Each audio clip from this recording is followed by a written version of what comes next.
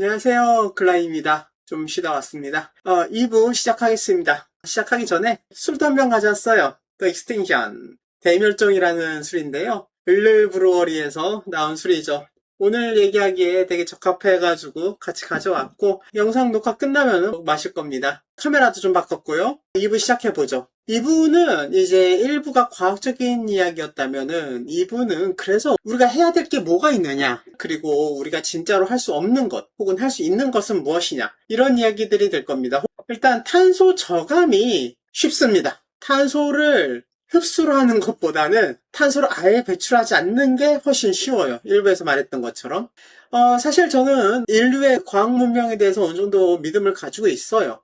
인류한테 시간만 넉넉하면은, 당연히 의지도 있어야겠지만은, 인류는 충분히 그 넷제로에 도달할 수 있을 겁니다. 기적같이 넷 마이너스도 이룰 수 있을 겁니다. 그렇긴 한데, 기후가 우리를 그렇게 기다려주지 않아요. 시간이 넉넉해 보이지 않습니다. 기후위기는 타임어택인데, 그러면 대체 우리한테 시간 얼마 남았나 했을 때, 아까 봤던 6차 보고서의 자료를 한번 보죠. 이 그래프를 다 보실 필요는 없습니다. 이 그래프에 따르면은 2030년, 그러니까 이제 3년 남았죠? 당장의 탄소 배출량을 400억 톤으로 줄여야 돼요. 지금은 550억이에요. 그러니까 30% 감축해야 된다는 거죠. 우리가 3년 내에 연간 탄소 배출량을 30% 감소할 것. 이게 우리의 지금 현재 목표인 겁니다. 만약 이거를 우리가 달성하지 못하면은 그 다음에 2차, 3차 과제는 뭐 더 말할 것도 없이 거의 불가능해진다고 봐야 돼요. 왜냐면은 가속도는 점점 빨라지니까. 근데 일단 현재 전 세계에서 시행되고 있는 정책으로는 이건 당연히 말이 안 되고 이미 실패한 목표입니다. 그러므로 제가 논하는 거는 지금 시행되고 있는 것이 아니라 우리가 시행해야 하는 그 행동이 무엇이냐라는 질문이에요. 한번 살펴보죠. 역시 전기 생산이 제일 먼저 눈에 띄죠. 아무래도 이게 전기 생산이 32% 정도를 차지하고 있으니까 다른 거는 다 차치하더라도 전기만 완전히 100%로 하면은 일단은 과제 클리어잖아요. 그러니까 제일 먼저 눈에 띄긴 하는 거죠. 현재로서는 저는 답이 하나밖에 없다고 생각을 해요. 화석연료 발전 그 자체를 범죄화해야 된다는 거예요. 핵분열이나 핵폭탄보다 더 강한 것으로 타국에서 화석연료 발전소가 있다는 것만으로도 1차 세계대전을 벌여서까지도 이 모든 화석연료를 금지화, 범죄화를 해야만 한다는 거예요. 이게 당연히 미친 소리처럼 들리겠지만 이게 생각보다는 가장 좋은 방법입니다. 첫 번째, 현실적이에요. 이 방법은 쉽고 간단하죠. 지금 여러분이 생각하는 어떤 불가능성은 다 정치적인 불가능성이고 과학적으로는 그리고 실험 가능성으로는 가능합니다. 왜냐면 적어도 국내에서는 공권력만 동원하면 되고 타국에서는 전쟁을 일으켜서라도 되고 운이 좋으면 합의를 이룰 수도 있겠죠. 하지만은 아까 봤던 탄소 포집 기술을 생각해봐요. 탄소 포집 기술 같은 경우는 뭘 어떻게 해도 불가능한 수준이에요.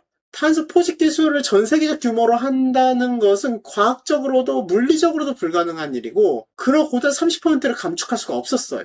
두 번째로 피해가 의외로 가장 적습니다.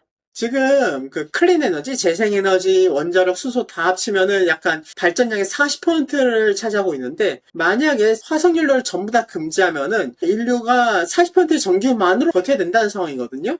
지금 계산을 해보면 딱 1996년에 소모량으로 돌아가야 돼. 30년 전으로 돌아가야 된다는 얘기입니다. 당연히 경제 붕괴가 일어날 것이고 수만 명이 기아 등의 이유로 죽을 수도 있고 소외계층이 더 많이 죽겠죠. 문명은 퇴보할 것이고 AI니 뭐니 이런 것들도 쓸 수가 없겠죠.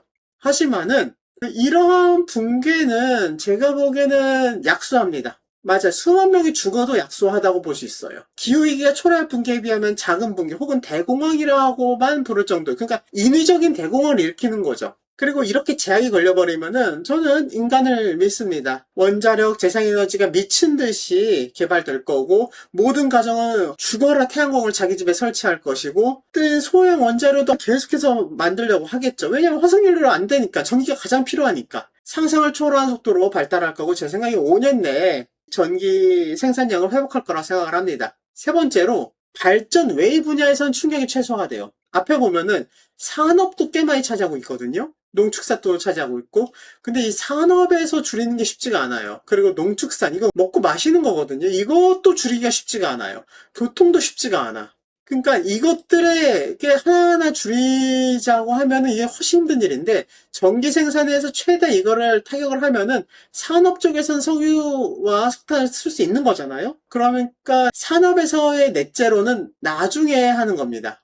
발전에서의 넷제로를 시급하게 이룬 후에 산업에서의 넷제로를 천천히 시도하는 겁니다. 물론 화석 연료의 강제적 범죄화라는 게 어마어마한 일이죠. 저는 시간만 넉넉하면 평화로운 방법으로 화석 연료를 점진적으로 퇴출시킬 수 있다고 생각을 해요. 우리 과학은 충분히 그럴 수 있다고. 근데 문제는 시간입니다. 3년 내에 30%를 줄이려면은 오늘 당장 이거를 한 거 외에는 불가능해. 전쟁을 불사하더라도. 이게 심지어 가장 약소한 대가를 치르는 방식이에요. 하지만은 이게 싫다고 칩시다. 좋아요. 근데 그러면은 다른 방법이 있느냐? 3년 내에 30% 감축. 없어요. 있을 수가 없지. 아무것도 방법이 없습니다. 하지만 시간적 제한은 우리 멋대로 20년으로 늘린다면 자잘한 몇 가지를 할 수 있을 겁니다. 하지만 현재 시행된 그 자잘한 것들, RE100, CF100 이런 것들도 탄소를 감축하는데 다 실패했어요. 물론 도움이 많이 됐어요. 다만 충분하지 못했을 뿐이에요. 인류의 전기 사용량은 10년 전에 비해서 80%가 늘었어요.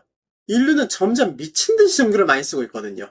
재생에너지의 비율이 늘어나는데도 이렇게까지 탄소가 배출되는 거는 인류의 절대적인 사용량, 전기 사용량 자체가 너무 많아지기 때문이거든요. 그러면 이거를 좀 더 줄이려면 어떻게 해야 되느냐 하면은 이 화석 연료의 완전한 범죄화를 제외하고서라도 상당히 과격하고 급진적인 방법을 택할 수밖에 없습니다. 개발도상국에 대한 억제, 철강, 시멘트 불법화, 배양육 외 모든 축산업 금지, 수소 생태계 조성, 공장 탄소 포집 강제, 모든 도시마다 소형 원자로 의무적 설치. 하나같이 과격한 방법들이에요. 못하겠지. 아무것도 못해요. 무엇 하나 하려고 해도 국가적과 간의 관계, 정치적인 난관, 관련업계 저항, 물가의 폭등, 시내 불편을 다 이야기합니다. 사실 아무것도 할 수 없는 건데, 게다가 이렇게 구구한 구체적인 여러 가지 세부 분야에서 하나하나 규제를 하는 것보다는 차라리 그냥 화석 연료를 한 번에 범죄하는 게 훨씬 쉽고 빠른 길인 건 사실입니다.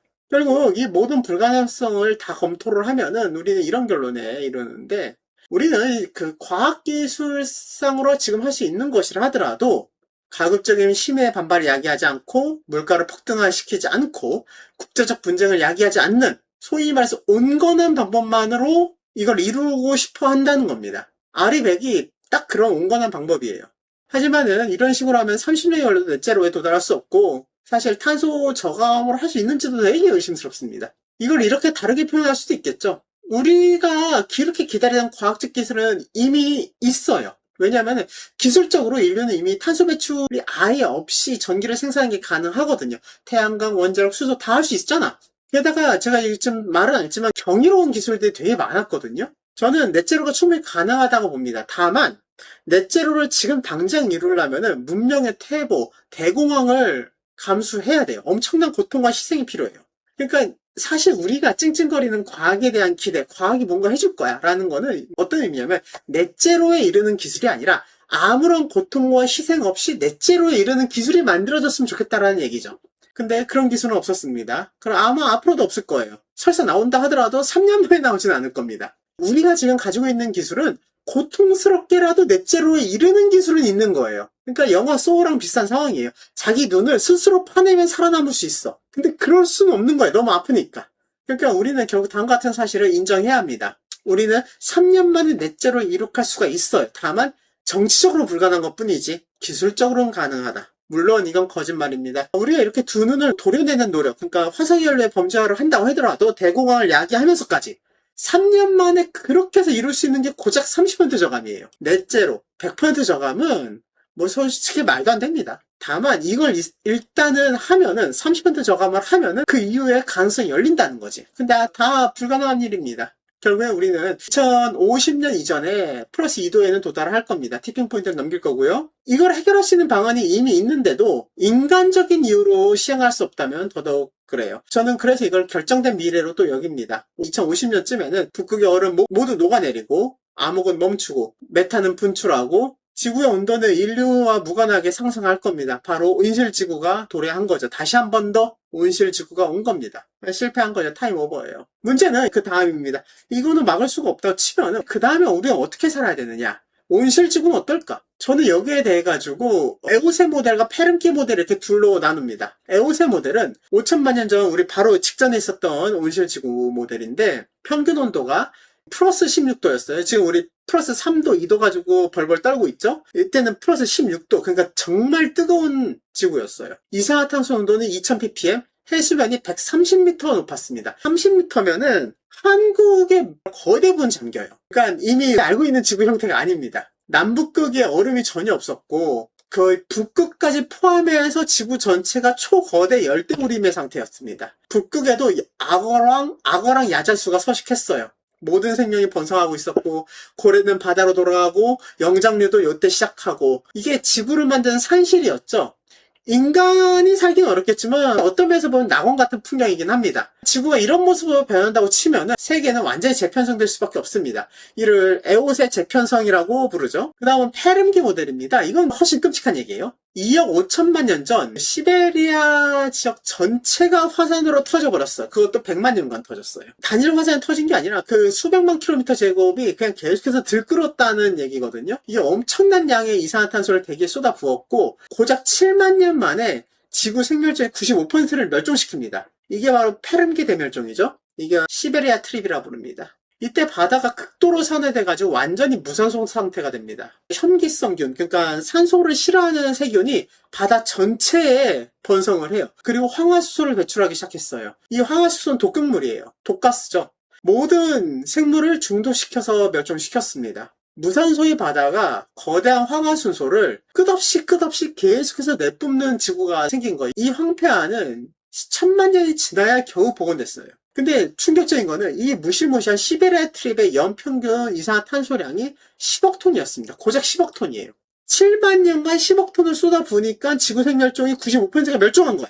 근데 인류의 올해 배출량은 580억 톤입니다. 시베리아 트립. 그러니까 시베리아 전역에서 화산이 이산화탄소를 내뿜는 것보다 58배를 더 많이 뿜어냈다는 거죠. 한 해에. 멋있죠? 인류는 진짜 대단합니다. 지각변동, 운석충돌, 화산폭발. 이것보다도 훨씬 더 격렬한 폭탄이에요. 이 페른기까지 가면은 별로 좋지 않습니다. 진짜로 좋지 않아요. 인류가 적응력이 그렇게 대단해도 이렇게 바다 전체가 독가스를 뿜어내는 이런 지구에서는 도저히 살 수가 없습니다. 인류는 멸종할 겁니다. 저는 페른기로 갈 확률도 있다고 생각을 하는데 그때면은 일단 우리가 논의할 게 없으니까 논의하지 맙시다. 일단은 지구가 에오세처럼 된다고 가정하고 이제 이야기를 진행합시다. 그러면은 이렇게 지구가 재편성되면 어떻게 될 것이냐? 대멸종에서 제일 중요한 건 운이었어요. 어떤 생명이 어떻게 적응하느냐 이런 건 하나도 중요하잖아요. 중요한 건 입지밖에 없었어요. 대멸종에서는 항상 그 생물종이 어디에 있었느냐 혹은 얼마나 서식지가 넓었느냐가 제일 중요한 요소였는데 이게 2차 세계대전이 나와도 어느 시골에서는 뭔 일 있었냐? 하고 넘어갈 수 있는 거잖아요. 멸망은 평등하게 지구에서 내려앉지 않아요. 언제나 특정 시간, 특정 장소는 안전해요. 혹은 이 모든 멸망이 도리어 유리하게 작동하는 지역도 있어요. 에오세의 북극은 캘리포니아 기후였다니까? 진짜 낙원 같았어. 인류는 지금 지구 전체에 광범위하게 퍼져 있기 때문에 결코 멸종하지 않을 겁니다. 문명이 퇴보하면 퇴보했지 인간이 에오세 지구 따위한테 멸종할 가능성 거의 없어요. 다만 이렇게 생각할 수 있겠죠.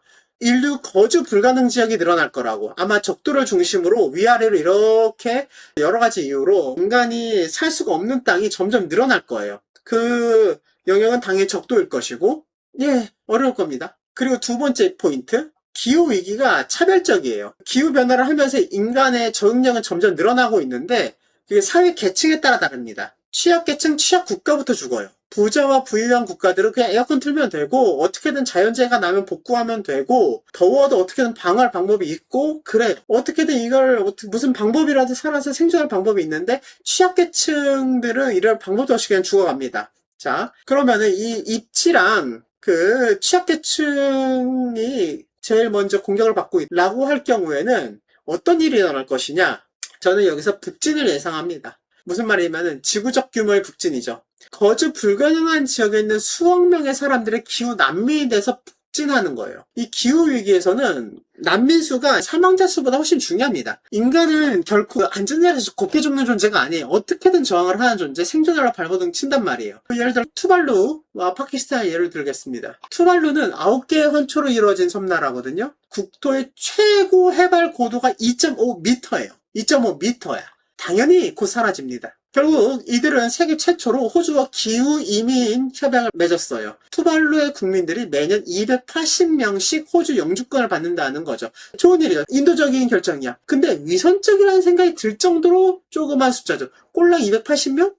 투발루의 전체 인구는 1만 1000명이에요. 그러면 그 1만 1000명 중에 280명 어느 기준으로 선정될까? 글쎄 부자 아닐까? 여튼 호주는 280명만 받기로 했어요. 근데 만약 호주가 받아야 할 난민의 수가 280만 명이면 어땠을까? 그래도 받을 수 있었을까? 이 협정 자체가 이미 호주가 10,000명도 받아들일 생각이 추호도 없다는 것을 입증하고 있어요. 게다가 투발루처럼 멸국이 예정된 섬나라들이 아주 많죠. 이게 투발루는 10,000명이다 쳐. 그러면 이제 좀 더 규모가 큰 걸 볼까요? 2022년에 파키스탄에 대홍수가 일어났습니다. 온난화 때문이었죠.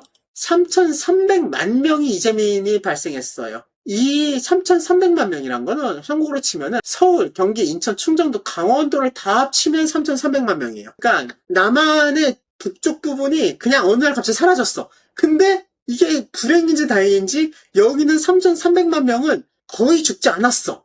이런 상황입니다. 그럼 이 사람들 어디로 가? 전라도, 경상도로 남진을 하겠죠? 그럼 한국은 어떻게 될까? 모르지 나도. 별로 좋을 것 같진 않아요. 엄청난 혼란이 야기되겠죠? 실제로 파키스탄 이재민의 상당수는 도시 슬럼과 임시공원 캠프, 농촌으로 흘러 들어갔습니다. 국가의 안정성 자체가 크게 타격을 받았어요. 국제기구들은 이런 기후난민이 2050년까지 12억 명에 이를 거로 추산을 하고 있는데 이거는 초국가 규모라고 볼 수 있겠죠. 난민들이 자국 내에서만 머문다면 좋겠죠. 파키스탄 난민이 파키스탄 내에서 해결이 되면 참 좋을 거야. 우리는 신경 안 써도 되니까. 근데 만약 상황이 진짜 심각해지면은 국경을 넘는 난민들의 북진이 일어납니다. 인도는 중국으로, 중국은 러시아로, 남미는 멕시코로, 멕시코는 미국으로, 미국은 캐나다로, 아프리카는 유럽으로, 유럽은 북유럽으로. 물론 북쪽의 국가들은 당연히 이를 무력으로 막으려고 할 거고 결국 난민의 이동은 침공의 형태를 띠겠죠.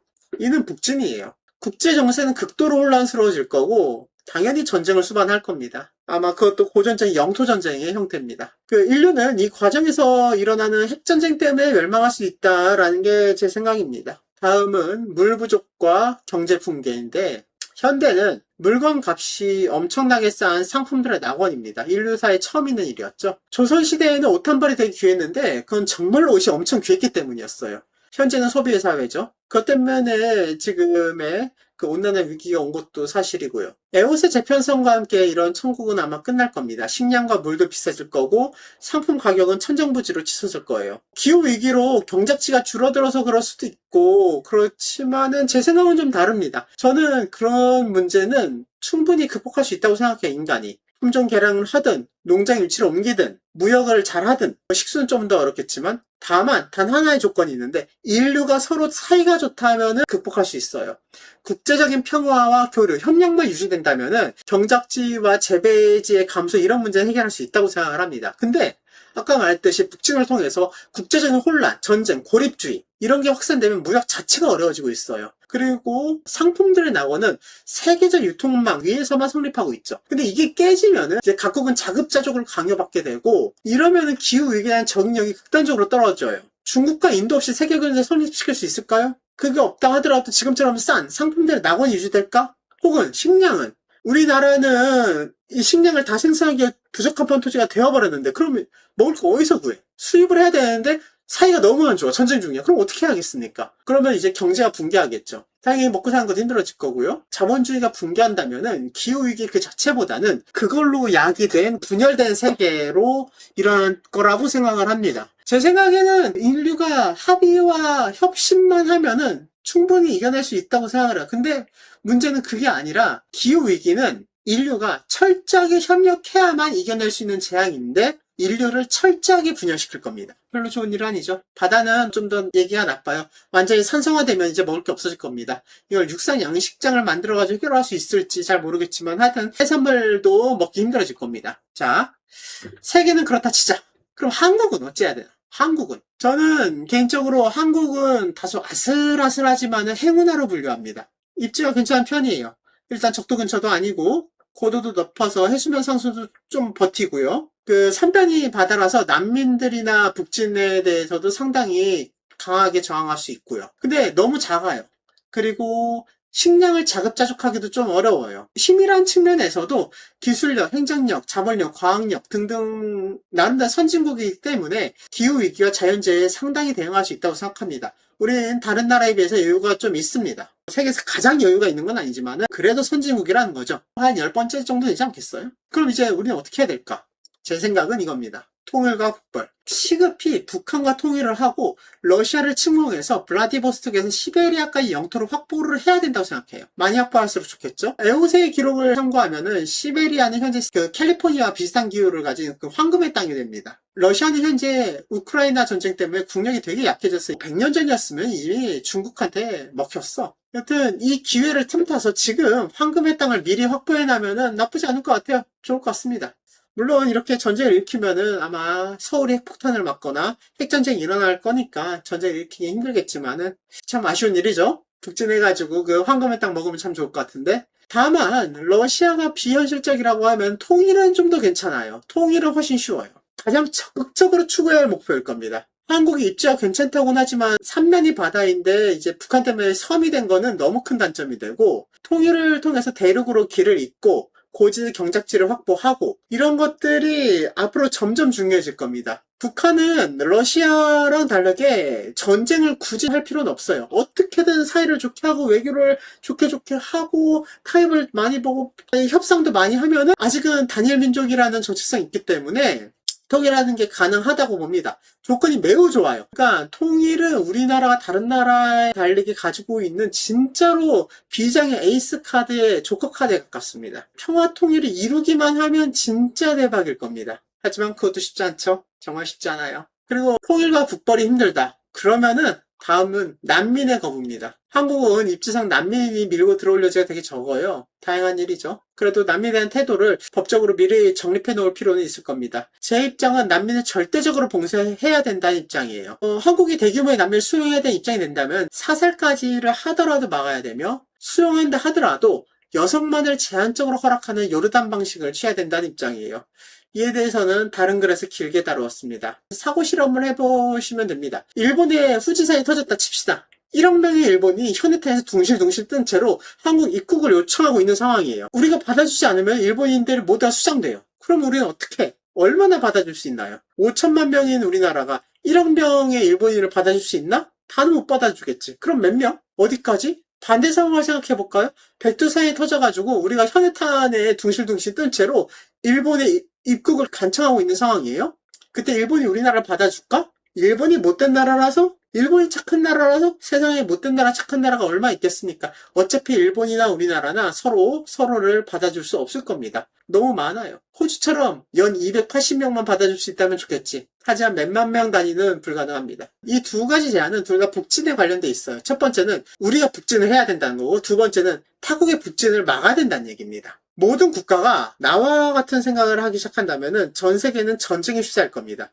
하지만 난 그럼에도 불구하고 이렇게 해야 된다고 생각해요. 한국이. 공유제 비극이라면 비극이겠죠. 저는 다른 나라보다는 한국이 더 좋습니다. 한국인이라서. 이런 끔찍한 거 말고 그러면은 정책적으로 뭘 해야 되느냐 하면은, 저는 다음의 기술들을 최우선으로 육성해야 된다고 생각합니다. 태양광. 첫 번째 태양광. 현재로서는 가장 유망합니다. 관련 기술도 빠르고요. 굉장히 좋습니다. 단점이 없는 건 아니지만은 다른 대체 에너지에 비하면은 이 정도 단점은 충분히 할 만합니다. 한국의 전력량을 오직 태양광으로 충당한다고 했을 때 지금 필요한 면적은 경기도 절반 정도에 해당하는 면적이에요. 국토의 4.3%죠. 못할 것도 없습니다. 국민의 반대를 무릅쓰고라도 미친 듯이 이 악물고 깔아버리면 할 수 있어요. 물론 가장 큰 단점인 불균일한 전력 생산은 이제 뒤에 말하는 원자력에 보완하고 수소기술 발전으로 보완할 수 있을 거라고 생각을 합니다. 풍력, 수력, 조력 이것도 저는 괜찮다고 생각하지만은, 아까 말했듯이 이게 타임어택이면은 지금 그 기술들을 뭐 차근차근 여유롭게 발전시킬 시간이 없는 것 같아요. 가장 유망한 게 태양광이니까 그냥 깔아버리는 거죠.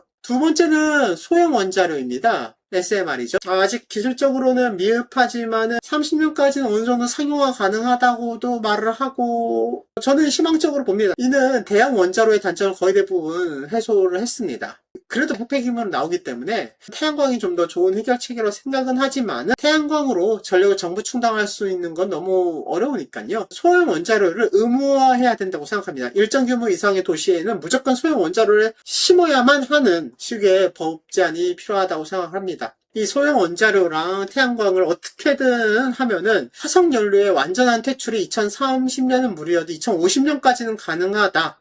2040년에 가능하면 좋겠네요. 그리고 세 번째로는 수소입니다. 저는 수소 되게 좋아하는데요. 수소가 굉장히 중요합니다. 수소의 용도는 우리가 이제 새로 조성해야 되는 에너지 생태계의 화폐로 보는 게 좀 더 나을 거예요. 수소는 보관하고 이동하기 쉽게 만드는 전기입니다. 이런 측면에서 저는 배터리보다 수소가 더 좋다고 생각을 해요. 그리고 당연히 수소의 발전은 교통의 탄소 배출을 저감하는 데 도움이 아주 크게 될 겁니다. 수소로 대형 운송수단의 연료를 대체할 수 있다면은 인류 탄소 배출의 15%를 차지하는 부분을 줄일 수 있겠죠. 그리고 기술적으로는 미흡하지만은 수소는 철강, 시멘트, 석유 이런 산업에 들어가는 화석 연료를 일부분은 대체할 수 있습니다. 지금도 일부분은 대체할 수 있어요. 비싸서 문제지. 산업 분야의 그 탄소 배출도 줄일 수 있다는 점은 굉장히 희망적입니다. 왜냐하면은 산업 분야가 저감이 굉장히 어려운 분야거든요. 그리고 뭐 기술 비용 좀 어렵긴 한데 가정용 난방으로도 쓸 수는 있습니다. 쓸 수는. 네. 즉 핵심은 이겁니다. 수소 기술은 발전 영역의 탄소 저감을 다른 영역의 탄소 저감으로 이동시킬 수 있어요. 그러니까 전기 생산에서 넷제로를 달성하면은 다른 분야의 넷제로를 달성하는 게 훨씬 쉬워진다는 거죠. 그리고 네 번째, 이게 저는 굉장히 중요하다고 생각합니다. 태양광 원자력 수소의 또 다른 장점은 자립성이에요. 화석연료는 타국에 의지를 해야 돼요. 수입을 해야 된다는 얘기입니다. 이거는 항상 위험해요. 지금도 이란 전쟁으로 엄청 위험한데 북진으로 국가 정세가 혼란스러워지면 이제 점점 훨씬 더 위험해질 겁니다. 이 석유 석탄을 수입을 못하면 어떻게 할 건데? 그 한국이 지구상에서 완전히 고립된다고 가정을 해도 최소한 전기는 부족함이 없어야 됩니다. 다시 말해서 에너지 요새화 전략이죠. 우리가 지구를 구할 수는 없으면은 우리끼리라도 살 수 있는 요새를 만들어야 된다는 얘기입니다. 이게 제가 생각하기에 한국이 해야 할 일이에요. 자, 그럼 마지막. 나는 어찌해야 되나? 이 기후위기는 정말 너무 큰 이야기죠? 이 기후위기에 대면하여 개인이 대체 뭘 할 수 있느냐라는 질문은 진지하게 고려를 해야 됩니다. 저는 개인이 아무것도 희생하지 않아도 되지만 동시에 아주 큰 것을 희생해야 된다고 생각합니다. 첫 번째, 아무것도 희생할 필요 없다. 왜냐? 규모적으로 개인의 사사로운 노력은 아무 필요도 쓸모도 없어요. 분리수거, 소비 줄이고, 아껴 쓰고 싹 다 필요 없습니다. 현재 기후변화는 지금 내가 당장 죽어서 미래의 탄소 배출을 제로로 만들어도 아무 의미가 없어요. 세계 전체가 멈췄던 코로나 팬데믹 당시에 탄소 배출이 꼴랑 7% 감소했습니다. 물론 엄청난 감소량이에요. 하지만 그때 코로나 때 우리가 체감했던 고통에 비하면 진짜 턱없이 작게 느껴지죠. 우리 인류 전체가 한 번에 산업혁명 이전으로 돌아가지 않는 이상 우리의 개인적인 노력은 전적으로 완전히 쓸모가 없습니다. 그러므로 우리가 해야 할 일은 변화하는 세상에 맞추어서 최선을 다해 자신의 욕망을 충족하며 살아가면 됩니다. 뭐 그렇게 대단히 그렇게 깊게 생각할 필요 없다는 거죠. 두 번째, 큰 것을 희생해야 된다. 기후위기는 큰 문제입니다. 그러므로 개인한테 큰 희생을 요구해요. 뭐냐? 제 생각엔 정치적인 겁니다. 다시 말해 녹색당에 투표하라는 겁니다. 지금 제가 말한 녹색당은 현재 있는 녹색정의당을 의미하는 게 아닙니다. 사실 한국은 2024년에 녹색당과 정의당이 연합해가지고 실질적으로는 기후위기라는 의제를 잃어버렸다고 저는 보고 있습니다. 그러므로 지금 제 주장은 그냥 어느 당이 되었든 기후위기를 최우선시하는 정당에 투표해야 한다는 의미입니다. 기후위기에는 국가적으로만 대응할 수가 있고 그러려면 우리가 할 수 있는 건 그런 국가를 만드는 거 외에는 할 수 있는 게 없다면은 결국에는 분리수거보다는 화석연료를 불법화하겠다는 정당에 한 표를 던지는 것이 개인이 행할 수 있는 가장 강력한 탄소 저감입니다. 심지어 이거는 그냥 지금 당장 내가 죽는 것보다 더 저감 가능성이 더 높아요. 그러나 물론 불가능한 일이죠. 왜냐? 이는 개인의 사적인 이해관계보다 정말로 기후위기를 중시해야만 가능하거든요. A정당을 뽑으면은 내 집값이 오를 것 같은 상황에서 지구를 위해서 녹색당을 찍으라? 와, 이거 쉽지 않죠. 개인의 안위와 지구의 안위는 대립합니다. 이런 녹색 땅을 찍는 선택을 하는 사람이 소수 있지만은 뭐 그냥 소수일 뿐이고 거의 불가능한 일입니다. 둘째로 특히 양당제인 한국 정치 지형도에서 녹색 땅을 뽑는다는 거는 사표를 의미해요. 사표 수준도 아니에요. 그거는 내가 반대하는 정당을 지지한다는 의미가 됩니다. 내가 민주당을 지지해. 근데 내가 녹색 땅을 찍어? 그러면 나는 국힘에 표를 준 거랑 똑같은 상황이 돼요. 이거는 거의 불가능한 일이죠. 셋째로 그래 다 좋아. 그래서 녹색 땅이 집권 여당이 됐다고 칩시다. 근데 녹색당은 어쩔 수 없이 굉장히 대중을 불편하게 하는 정책을 펼칠 수밖에 없어요. 실제로 한국 녹색당은 2030년까지 화석연료 퇴출을 공약으로 걸었습니다. 얘가 여당이 됐다 칩시다. 그래서 이걸 했다 쳐요. 그러면은 우리가 편하겠나? 당장에 대공황이 일어날 수밖에 없어요. 전력이 엄청 귀해지는데 당연히 물가가 오르고 비편 이야기하고 규제가 늘려지고 산업은 침체되고 이 정당은 인기가 있을 수가 없습니다. 그러므로 여당 자리를 유지하기 어렵겠죠. 이런 현 상황에서 개인한테 녹색당에 투표하라고 촉구하는 건 말이 안 됩니다. 개인은 정치적인 영역에서조차 아무것도 안 해도 된다. 결론이 나오죠. 이런 불가능성은 개인의 도덕적 중압감을 굉장히 덜어줍니다. 이는 아늑하고도 무력한 절망입니다. 개인은 어떠한 파멸이 닥쳐오더라도 그것을 미리 알 수 있어도 할 수 있는 일이 없으므로 아무것도 하지 않아도 됩니다. 이미 닥쳐온 변화에 그때그때 적응하거나 실패할 수밖에 없죠. 우리는 늘 그래왔습니다. 닥쳐올 변화를 막을 수는 없어요. 이미 닥쳐온 변화에 적응하는 거죠. 그럼에도 불구하고 가능성을 한번 논해봅시다. 현재 상황에선 기후위기에 관심이 있어도 녹색당을 찍을 수가 없어요. 그러면은 내가 아니라 최소한 기후위기에 관심 있는 사람만이라도 녹색당을 편하게 찍을 수 없나? 이게 되려면 어떻게 되느냐? 저는 두 가지를 제안합니다. 첫 번째, 다당제. 국회의원 선출을 100% 비례대표제로 바꿔야 돼요. 지역선거 지선을 아예 없애야 됩니다. 유럽에서는 기후 이슈가 있을 때마다 녹색당이 득세를 했거든요. 유럽의 정치 공간에서 녹색당은 단일 정당으로 꽤 많은 표를 받기도 하고 다른 집권 여당하고 일시적으로 연정하면서 자신의 그 존재감을 계속 드러내고 있어요. 이유가 다른 지역보다 유독 탄소 배출이 까다로운 것은 실제로 녹색당이 정치의 일각을 차지하고 있기 때문입니다. 그리고 이게 가능한 이유는 유럽이 양당제가 아니라 다당제 구조이기 때문이죠. 미국이나 한국 같은 양당제는 아주 경직되어 있어요. 중국은 말할 것도 없습니다. 일당제 독재는 말할 것도 없고 여기서 경직이라는 단어는 첫 번째로는 국민들의 정치적 의사가 그대로 반영되지 못하고 왜곡이 될 수밖에 없다는 거고 양당제니까 둘 중 하나여야만 되잖아. 한마디로 내가 민주당을 찍는다 하더라도 민주당의 정책에 아무것도 동의하지 않는데도 국힘이 싫다는 이유로 민주당을 찍어야 되는 경우가 너무 많이 일어날 수 있어요. 이건 민의의 왜곡이에요. 둘째로는 매년 변화하는 국민의 정치적 관심사가 반영되지 못한다는 점입니다. 예를 들어 기후이변이라든가 이런 게 이슈가 있었으면 기후위기에 관심이 가진 국민들이 늘어났을 거 아니에요. 근데 이 늘어난 양을 정치 공간이 반영을 못해요. 결국에 양당제에 비해서는 다당제가 민의를 훨씬 충실하게 반영한다고 볼 수 있죠. 저는 이 외에도 굉장히 여러 가지 이유로 100% 비례대표제를 지지하지만은 지금은 일단은 기후위기에 대해서만 말해보죠. 저는 한국 국민들이 기후위기에 관심이 없다고 생각하지는 않아요. 녹색당이 가장 많은 표를 받았던 게 2016년이었는데 그때 무려 18만 표를 받았습니다. 0.76%. 전체 유권자 수에 비하면 적다고 할 수 있겠지만 그래도 18만 표예요. 그러니까 18만 명이 사표를 감수하면서까지 현 한국의 정치 지형도에서 기후위기에 관심을 기울였다는 얘기죠. 대단한 일이에요. 진짜 대단한 일이에요. 만약 저는 한국이 다당제가 된다면 훨씬 더 많은 사람이 녹색당을 찍을 거라 예상을 합니다. 녹색당이 생겨나겠지. 진짜로. 그 득표수는 기후위기가 가속될수록 높아질 거예요. 못 살게 될수록 점점 높아지겠죠. 그리고 녹색당이 어느 정도 최소한의 의석수를 차지하면은 정부는 딱 그만큼 기후위기에 관심을 기울이게 되겠죠.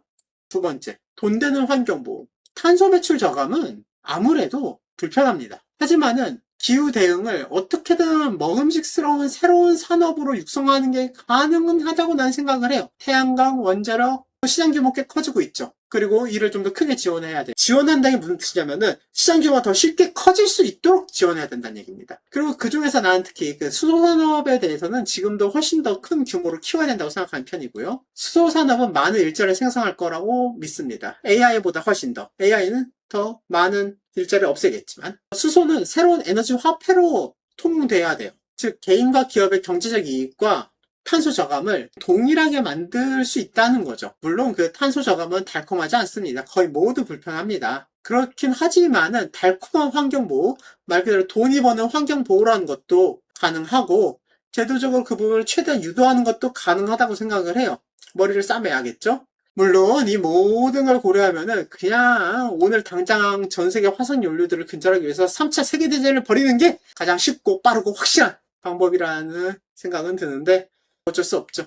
자, 이제 긴 이야기 끝냅시다. 닿는 말, 섬광탄. 7만 년 전에 아프리카에서 폭탄하면 점화됐습니다. 그리고 1만 년 전에 터졌습니다. 번쩍. 그리고 지구상의 모든 생물이 멸종했죠. 지금 우리는 아마 그 판짝이라는 글자 끄트머리쯤에 위치하고 있을 겁니다. 이 사건에서 가장 재밌는 점은 멸종하는 종도 우리고 그 폭탄도 우리라는 겁니다. 예전에 생명과학을 잘 몰랐을 때는 저는 인간 역시 자연의 일부라고 생각을 했어요. 하지만 생명과학을 알면 알수록 그렇게 보기에는 인간이 너무 이질적인 존재라는 생각만 들어요. 왜냐하면은 인간은 어쩌면 지능이라는 것 자체가 폭탄이에요. 아졸라, 운석, 충돌, 시베리안 트랩보다도 충격량이 훨씬 더 큽니다. 저는 멋지다고 생각합니다. 진짜 멋져요. 경의를 느낍니다. 왜냐하면 우리가 진짜 너무나 힘이 세거든요. 대멸종. 영광이라고도 느낄 정도예요. 무슨 말이냐면은 나와 내 다음 세대들이 그야말로 선택받은 세대거든요. 왜냐하면 빙실지구의 끝, 멸망.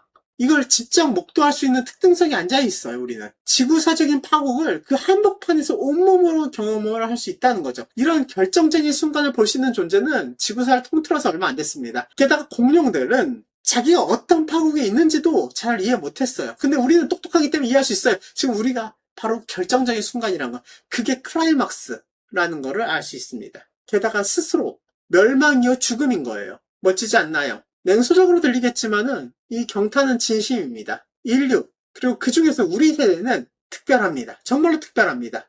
애초에 지능과 동물이 그렇게 궁합이 좋았던 것 같잖아요. 우리는 그냥 동물일 뿐입니다. 그냥 배부르고 편안한 게 좋았고 아픔과 죽음이 싫었어요. 내가 죽는 것도 싫었고 내가 사랑하는 사람들, 내 새끼가 죽는 것도 싫었지. 근데 지능 덕분에 그 모든 소박한 동물적 욕구들을 무제한으로 충족시킬 수 있게 된 거예요. 물론 그 과정은 이상할 정도로 고통스러웠고 한치도 만족스럽지 않았지만은 그래도 그냥 우리는 모두 충족했습니다. 심지어 인간은 너무 똑똑해서 우리에게 다가오는 파멸을 미리 볼 수도 있어요. 근데 거기까지입니다. 우리는 우리 파멸을 막을 만큼 똑똑하진 않아요. 하지만 파멸이라고 해도 정도가 있습니다. 에오세 같은 온실지구 정도라면 정할 수 있어요. 한국 기준으로 볼까요? 제 생각에는 해수면은 10m 정도 오르고 겨울이 사라지고 여름 석 달 정도는 낮 평균 기온이 45도에서 50도인 그 생존 불가능한 계절이 되지 않을까 싶어요. 나머지 계절은 또 살만할 수 있습니다. 기근과 전쟁도 예상합니다. 하지만 괜찮습니다. 한국은 그래도 상황이 좋은 편이고 살아남기만 하면은 하여튼 일상은 이어질 겁니다. 까지고 조선시대로 돌아가면 돌아가는 거죠. 그냥 조선시대 같은 삶의 형태, 문명 형태가 돼도 삶은 삶이에요. 다만 페른기까지 가면은 곤란합니다. 인간은 그 황화수소를 내뿜는 무산소 바다를 견딜 수가 없어요. 멸종할 겁니다. 다른 대부분의 생물도 멸종할 건데 저는 사실 이건 좀 너무 큰 죄가 아닌가 생각합니다. 이건 한 생물종이 일으켰다고 믿기지 않을 정도로 큰 파괴예요. 하지 않는 게 좋겠습니다. 에오세까지는 어쩔 수 없다 쳐도 페른기까지는 가지 말아야 된다고 생각을 해요.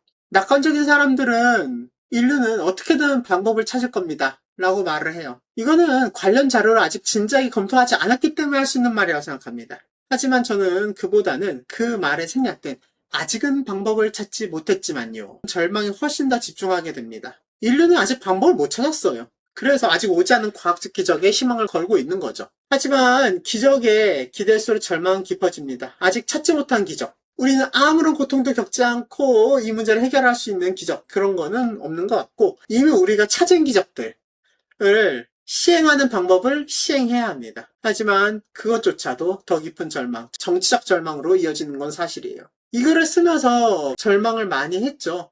희망적인 자료들이 없었습니다. 절망의 층위는 다채로웠어요. 첫 번째, 너무 늦었다. 두 번째, 기적 같은 과학기술, 탄소 포집 기술이 없었다. 세 번째, 할 수 있는 것도 우리는 하지 못하고 있다. 네 번째, 국가 단위로 해야 할 노력도 하지 못하고 있다. 다섯 번째, 개인 단위로 해야 할 노력도 하지 못하고 있다. 사실 여기서 가장 깊은 절망은 할 수 있는 게 있는데 하지 못한다라는 지점인 것 같아요. 아예 할 수 있는 게 없었으면은 도리어 그 손 놓고 파멸이나 기다리면 좋을 것 같은데, 할 수 있는 게 있는데 해야 하는 게 있는데 할 수 없다라는 그 감각은 훨씬 더 깊은 무력감을 주네요. 뭐 하지만은 아직 희망은 있습니다. 체념은 아직 안 했습니다.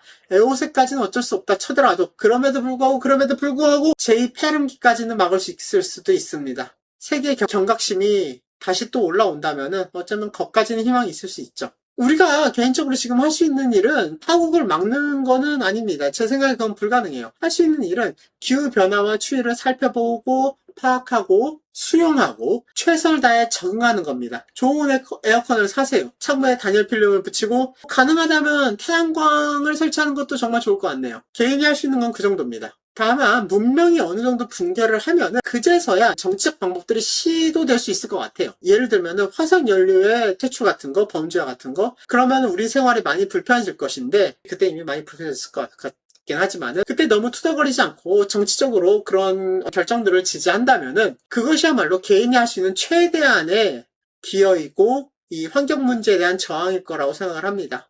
이 글을 쓸 때 저는 와인을 마셨고 복숭아를 먹고 있었어요.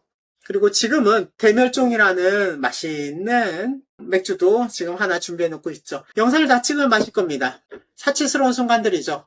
게다가 지금 에어컨도 잘 돌아가고 있어요, 우리 집에서는. 이 모든 안락함이 영원할 것 같다는 기분이 들어요. 과거에도 그랬고 미래도 그럴 것 같습니다. 현실성, 지금에 매몰되는 이 마음이 참 도움이 됩니다. 하지만은 제 계산이 맞다면은 이런 안락함도 얼마 남지는 않았습니다. 한 20년? 그렇게 생각하니까 이 순간이 처연하니 찬란하네요. 이 순간을 만끽하시죠. 세상은 아무래도 좀 더 나빠질 겁니다. 다만 저는 좀 이상한 말이긴 하지만 이렇게 현실성, 지금의 안락함으로 도피하는 게 다소 아쉽다는 생각이 들어요. 왜냐하면 우린 지성이 있거든요. 운명이 기껏 애써서 우리를 멸망의 특등성에 앉혀줬어요. 우리는 이 장엄한 클라이막스를 볼 수 있습니다. 우리가 할 일은 눈 돌리지 않고 이 장엄한 극의 마지막을 지켜보는 것 생각을 합니다. 이제 지구 1막은 끝나고 제2막 온실지구가 이제 펼쳐질 겁니다. 이 전환점은 인상적이고 이 전환점을 만든 게 모두 인간이라는 점은 경이롭고 경탄할 만하고 박수칠만하다고 생각합니다. 좋은 일은 아니어도 그래도 이 정도 규모의 나쁜 일이면 놀랍긴 해요. 볼만합니다. 한번 마지막까지 지켜보죠. 그럼 이제 기후위기에 대한 얘기는 끝났습니다. 잠시만요. 맥주나 따라올까요?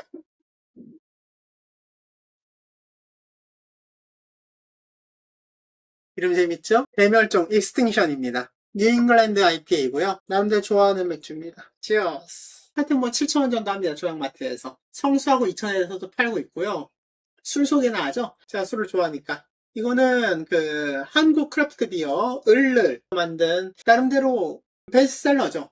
양조장은 이천에 있는 걸로 알고 있고요. 이천에 있는 가게에도 한번 갔다 왔습니다. 이게 뉴 잉글랜드 페일 에일로 되어 있는데 대멸종이라는 이 술 자체를 소개하는 것보다도 뉴 잉글랜드 IPA, 그러니까 이름 부르기 힘드니까 그냥 뉴페로 하겠습니다. 뉴페에 대해서 설명하는 게 좀 더 재밌을 것 같아요.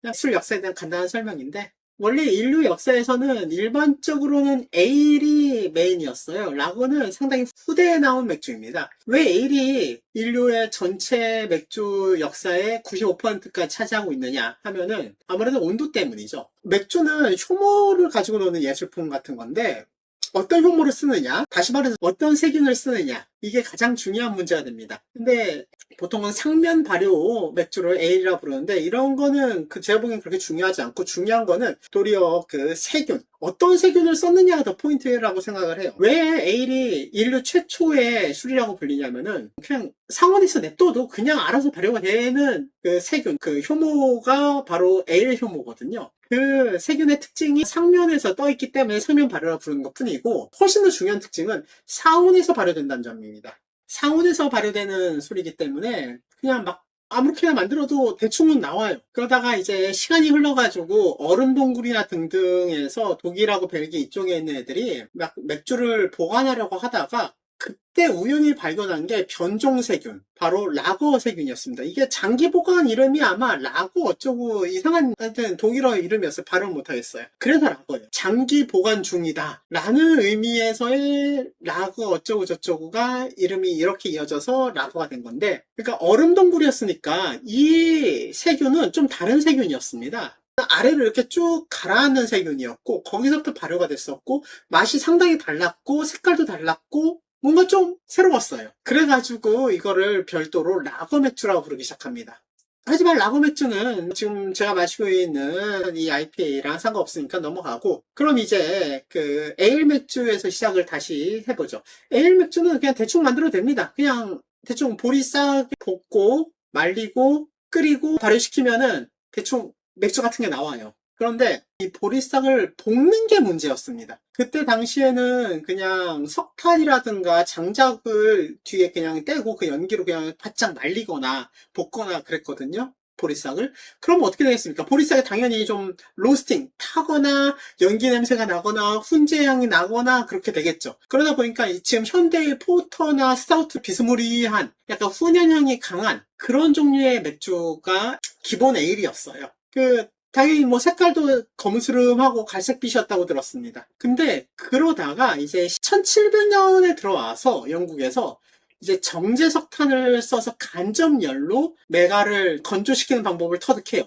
이게 그러니까 직접 직화로 메가를 말리는 게 아니니까 이제 타지 않을 거 아니에요, 메가가. 그러니까 타지 않은 메가로 술을 만드니까 당연히 혼연향도 없고 깨끗한 맛도 나고 색깔도 페일에일, 그러니까 페일, 되게 창백하고 맑고 투명한 그런 색깔의 맥주가 나오는 겁니다. 그러니까 이게 프리미엄 맥주였던 거야. 그래서 우와 이거 진짜 대단하고 이거 맛있다고. 그래가지고 페일 에일이 그 당시 이제 먹어주는 에일이 됐습니다. 그러니까 기본의 원시 에일에서 블라블라블라 하다가 페일 에일을 만든 거죠, 우리가. 영국 애들이 만들었어요. 그리고 영국 친구들이 그 인도를 갑니다. 근데 인도에서는 아무래도 너무 덥다 보니까 이게 맥주 만들기가 쉽지가 않아요. 그래서 맥주를 지 본국에서 수송을 해오는데 이게 너무 오래되니까 자꾸 상하잖아요. 그래서 홉을 이빨이 그냥 아주 여기다 쳐 넣습니다. 홉을 많이 넣으면 이게 안 상하거든요. 보존력이 되게 좋아져요. 근데 이렇게 많이 홉을 넣게 되니까 보존력도 좋아지는데 좀 쓰긴 하지만은 되게 다양하고 복잡하고 다채로운 맛이 나기 시작하는 거예요. 그렇게 만들어진 게 IPA입니다. 일반적으로 우리가 IPA를 많이 먹죠. 술에서 효모보다는 이라는 그 식물의 다채로움, 홉도 종류가 엄청 많습니다. 홉을 어떻게 사용하느냐, 홉에 있는 다양하고 풍요로운 플레이버를 어떤 식으로 조합하느냐로 이제 승패가 갈리고 맛이 좀 갈려요. 그래서 많은 IPA가 있었죠. 그러다가 2003년에 그리고 2010년 진짜 최근에 뉴잉글랜드 버몬트 지역에서 새로운 맥주가 시도됩니다. 바로 뉴 잉글랜드 IPA. 지금 제가 마시고 있는 대멸종이 거기에 속하는 건데 다른 말로는 헤이즈 IPA. 다시 말해서 탁한 에일이라는 뜻이에요. 이 친구들은 되게 도전적인 방식을 택했어요. 이게 아까 말했듯이 메가에다가 그 보리싹을 볶고 끓이고 그 다음에 그 물을 발효시키면 된다고 했잖아요. 그런데 이게 메가를 끓일 때 홉을 같이 넣습니다. 보통 그 새로운 친구들은 이때는 그 최소한의 홉만 넣고 이제 홉을 안 넣어요. 안 넣어. 그리고 다 끝나고 이제 걸러가지고 이 물이 식힌 다음에 발효할 때 대량의 홉을 생홉을 그냥 막 집어넣습니다. 그럼 어떻게 되느냐? 홉을 안 끓이기 때문에 홉의 푸릇푸릇하고 여러가지 과일향이라든가 식물에서 날 수 있는 여러가지 향과 플레이버들이 여기 들어가는 거예요. 그러니까 훨씬 좀 뭐라고 해야 되나 화려해지는 거지. 주시하다고 표현을 많이 합니다. 열대과일이 뭐니 과일향 이런 것들이라고 많이 표현하는데 그게 다 뭐냐면은 안 끓여서 그래. 홉을 안 끓이고 그냥 쳐 넣으니까 훨씬 더 생생할 수밖에 없는 거예요. 실제로 이 맥주, 그 맥주의 맛 자체보다도 여러 다채로운 과실향을 되게 많이 품고 있습니다. 굉장히 괜찮은 거예요. 게다가 여기에서 그 친구들은 그 보리싹이 아니라 비리랑 밀을 섞어가지고 좀 더 입안을 가득 채우는 밀키한 맛. 와인으로 치면 바디감인데 좀 탁하잖아요. 탁한 거랑 입안에서 가득 채우는 느낌이 좀 비슷합니다. 청량한 느낌이 아니라 마우스피어한 느낌이 좀 많이 들거든요. 그게 귀리랑 그 밀, 호가는 밀맥주인데 밀맥주들이 좀 탁하고 좀 부드럽고 그러잖아요. 그 특징을 더 섞은 거예요. 이게 당연히 좋은 것만 있는 건 아닙니다. 차를 끓일 때 홉을 넣어야 되는데 그때 넣지 않았다는 건 무슨 뜻이냐? 홉이 가지고 있는 보존성, 그러니까 맥주를 안 상하게 했던 거. IPA가 원래 태초에 있었던 이유가 뭐예요? 몇 개월 동안 인도까지 상하지 않고 맥주가 가기 위해서 홉을 넣었던 건데 그런 걸 다 포기해버리고 향미를 위해서 집어넣은 거죠. 게다가 쓰는 효모도 좀 다릅니다. 결과적으로 어떻게 되느냐 하면은 IPA랑은 다른 게 만들어져요. 첫 번째, 탁해지고 홉을 같이 끓임으로써 메가즙이 좀 맑고 투명해지거든요. 그런 효과도 있어요. 근데 그 과정을 없앴으니까 당연히 이게 좀 탁해지죠. 게다가 귀리랑 밀을 섞었으니까 더 탁해지고 그래서 헤이지하다. 그래서 헤이지 IPA라고 부르는 겁니다. 뉴 잉글랜드 IPA랑 헤이지 IPA는 그냥 거의 똑같은 말, 거의 같은 말로 봅니다. 이걸 구분하는 사람도 있긴 한데 구분하는 실익이 있다고 생각하지는 않고요. 그리고 당연히 홉을 때려 넣었으니까 훨씬 더 풍부하고 다양한 맛을 제공해 줍니다. 나쁘지 않아요. 결국 이 대멸종이라는 것도 부드럽고 바디감이 있고 가득 메워준 느낌을 주면서 이게 열대과일 향이라고 부르는 그런, 저는 사실 이게 다채로운 호배 향이라고 생각하고 있어요. 근데 그런 맛을 확실히 주죠. 굉장히 만족감이 큰 맥주 장르 중에 하나입니다. 사실 이게 처음이 네파 헤이지 아이가 처음 나왔을 때 맥주 평론가들이나 기존의 브루어리들이 이거는 실패해서 탁해진 그런 맥주다, 실패작이다, 주스인지 음료수인지 맥주인지도 모를 만한 그런 것이다, 이거는 정석 맥주가 아니다, 이런 식으로 많이 공격을 했어요. 근데 많은 사람들이 컬트적인 인기를 끌었거든요. 그래서 뭐 어쩔 수 있나, 사람들이 너무 좋아하는데. 그래서 이게 별도로 UC and Haze IPA라는 별도 카테고리를 새로 받습니다. 그래가지고 지금까지 뉴 잉글랜드 IPA, 헤이즈 IPA 등등으로 이렇게 내려와가지고 저까지 먹고 있는 거고, 이 을ler이라는 이천의 한국 크래프트 브루어리가 한번 시도해봤고, 이 을ler이 내는 맥주들이 전반적으로 다 나쁘지 않아요. 솜씨가 좋은 브루어리입니다. 그런데 그 중에서 대멸종은 확실히 완성도가 있어요. 그래서 그런지 스테디셀러로 알고 있습니다. 원래는 이천에 있었는데 최근에 장사가 잘 됐는지 성수점을 냈더라고요. 을를 브루어리 성수점을. 오늘인가 어젠가 갔다 와봤습니다. 좀 기대가 돼요. 왜냐면은 이천에서는 진짜로 잘 나가는 브루어리, 힙한 공간인데 이게 그야말로 지역 일진이지만은 성수는 전 한국에서 가장 힙한 애들이 모이는 곳이잖아요. 경쟁이 어마어마하거든. 과연 거기서 살아남을 수 있을지 굉장히 좀 기대가 되는 것 같기는 하네요. 저는 개인적으로 국내의 소형 크래프트 브루어리, 맥주 브루어리들이 정말 잘 됐으면 좋겠습니다. 그리고 그렇게 해서 가격 경쟁력도 좀 받쳐줬으면 좋겠고요. 해외 수입한 맥주보다 한국 크래프트 브루어리가 수준 대비 가격이 낮기가 쉽지가 않아요. 주세 문제도 있겠지만은 여러 가지 문제가 있겠죠. 하여튼 우리 한국 브루어리들 진짜 고생 많이 하고 있습니다. 대멸종과 이렇게 잡아야 되나? 익스팅션, 공룡과 을를, 그리고 이 공룡 자신이 어떠한 극을 바라보고 있는지, 어떠한 극의 중간에 있는지 모를 겁니다. 하지만 우리는 알고 있으니까 그 모든 것을 즐기면서 이 모든 시간을 보내봅시다. 그럼 안녕.